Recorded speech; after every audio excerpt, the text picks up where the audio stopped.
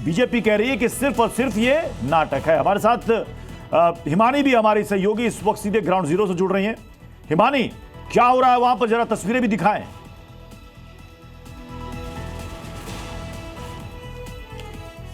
जी प्रत्युष जी, बिल्कुल मैं अपने विजय सौरभ रावल से कहूंगी कि यहाँ की तस्वीरें आपको दिखाइए। मेरी मौजूदगी इस वक्त संसद मार्ग थाने पर है और यहाँ पर अगर हम तस्वीरें दिखाएं तो जगह जगह पर पुलिस के बैरिकेड्स आपको नजर आएंगे। ये बसेस आपको यहाँ पर नजर आएगी। यहाँ पर वाटर कैनन का इस्तेमाल जो उसकी गाड़ी है वो भी यहाँ पर इस वक्त वाहन वो भी मंगा दिया यहाँ पर गया है। ये कांग्रेस के कार्यकर्ता झंडे बैनर पोस्टर लिए इस वक्त यहाँ पर पहुंचे हुए हैं। मीडिया का जमावड़ा इस वक्त यहाँ पर है। पूरी तैयारी यहाँ पर दिल्ली पुलिस द्वारा कर दी गई है। तमाम और जो फोर्सेज है वो भी यहाँ पर मंगाई गई है। रैपिड एक्शन फोर्सेस की भी यहाँ पर मौजूदगी है ताकि कोई भी अगर इस तरह की घटना हो, अप्रिय घटना हो, तो उससे निपटने के पूरे इंतजाम यहाँ पर किए गए हैं। राहुल गांधी अभी भीतर वहीं इसी परिसर के भीतर वहां धरने पर बैठे हुए हैं। आगे की रणनीति वहां पर भी बन रही है। प्रियंका गांधी भी इस वक्त वहां पर है। उनके जो तमाम सीनियर लीडर हैं, अधीर रंजन चौधरी हो, सलमान खुर्शीद हो, जयराम रमेश हो, वो यहाँ इस वक्त राहुल गांधी के साथ धरने पर बैठे हुए हैं। वो ये कह रहे हैं कि जब तक हम यहाँ से नहीं हिलेंगे, जब तक कि एफआईआर हमारी नहीं लिख ली जाती। लेकिन पुलिस द्वारा ये कहा गया है कि ये मामला ठीक है, हम ले लेते हैं, अब आप यहाँ से जाइए, आप यहाँ पर इस तरह से जमावड़ा मत लगाइए। यहाँ पर जैसा कि आपने सुना कि बीजेपी तो लगातार कह रही है कि नौटंकी कर रहे हैं, हट कर रहे हैं, वंदे मातरम पर बैकफुट पर है कांग्रेस और यही कारण है कि उससे ध्यान भटकाने की कोशिश हो रही है। लेकिन कांग्रेस यहाँ पर उस पिच पर नहीं उतरना चाह रही है प्रत्युष जी, क्योंकि कांग्रेस को पता है कि अगर शायद वो उस पिच पर उतरती है तो वो फंस सकती है। इसलिए यहाँ छात्रों के मुद्दे को पकड़ कर रखा हुआ है राहुल गांधी ने, पूरी मुखरता के साथ वो उठा रहे हैं। चाहे वो सीजेपी का प्रोटेस्ट यहीं दिल्ली के जंतर मंतर पर हमने देखा हो, या फिर हम रांची के प्रोटेस्ट की बात करें वहां छात्रों की, या फिर प्रयागराज जाकर छात्रों की गूंज उनका कार्यक्रम करना हो, या फिर अभी एक दिन बाद पुणे में ही उनका कार्यक्रम क्यों ना हो। तो इस तरह से वो ये मैसेजिंग करने की यहाँ पर कोशिश कर रहे हैं। ये देखिए, ये इस वक्त तस्वीरें मैं आपको दिखा रही हूँ। कांग्रेस के कार्यकर्ता नारेबाजी करते हुए यहाँ पर अब आगे पहुंच रहे हैं। झंडा बैनर पोस्टर लिए नारेबाजी यहाँ पर हो रही है और लगातार यहाँ पर आगे बढ़ते हुए ये कार्यकर्ता, अब क्या इनको अंदर से आदेश, यहाँ पर इन कार्यकर्ताओं से बात करें कि क्या कुछ इस वक्त वहां पर चल रहा है और आगे क्या आदेश आप लोगों को यहाँ पर दिए गए हैं। कुछ कहा गया आपको अंदर से, कोई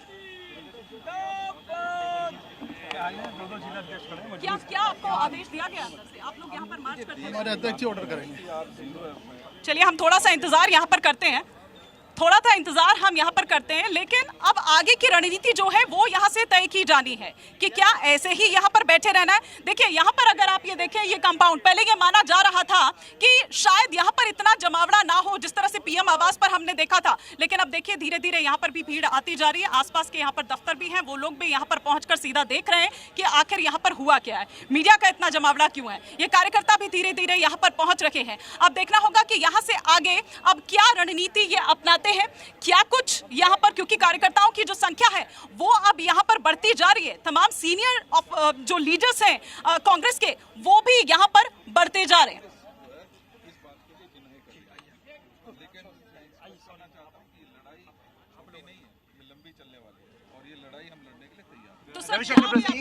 रविशंकर प्रसाद कह रहे हैं कि अराजकता फैलाने की कोशिश कर रहे हैं राहुल गांधी। देखिए, अराजकता कौन फैला रहा है?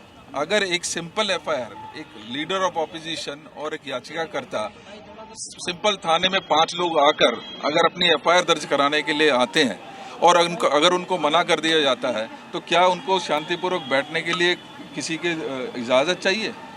लेकिन कहीं ना कहीं हालत ये है कि सरकार के दबाव में पुलिस किसी भी प्रकार से एफआईआर दर्ज करने से भी मना कर। कब तक धरना चलेगा सर? देखिए, ये बात एक धरने की नहीं है, ये धरना तो रहेगा ही रहेगा जब तक एफआईआर दर्ज नहीं हो जाती। लेकिन इस तरीके का अन्याय देश के किसी भी कोने में होंगे, चाहे वो किसानों के खिलाफ हो, चाहे वो नौजवानों के खिलाफ हो, या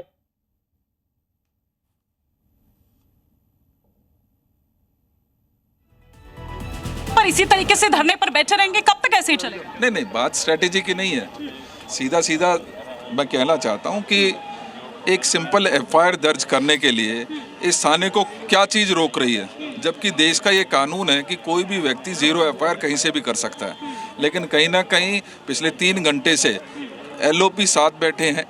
याचिकाकर्ता जो एक लड़का हमारा सुमित है, उसको पैलेट गन लगी है और आंख उसकी जा चुकी है, उसका मेडिकल जो रिपोर्ट्स वो साथ लेकर आया है, एलओपी साथ में आए हैं, लेकिन 3 घंटे से सरकार के दबाव में पुलिस एफआईआर दर्ज करने। लेकिन सरकार कह रही है कि 1 महीने बाद अब राहुल गांधी को याद आया और दरअसल आप लोग नौटंकी कर रहे हैं, अराजकता फैलाते हैं। देखिए, जब से मालूम हुआ है ये लड़ाई कोई आज की लड़ाई नहीं है। छात्रों की गूंज के रूप में माननीय राहुल गांधी जी ने छात्रों की आवाज सिर्फ दिल्ली में ही नहीं पूरे देश में उठाने का काम किया।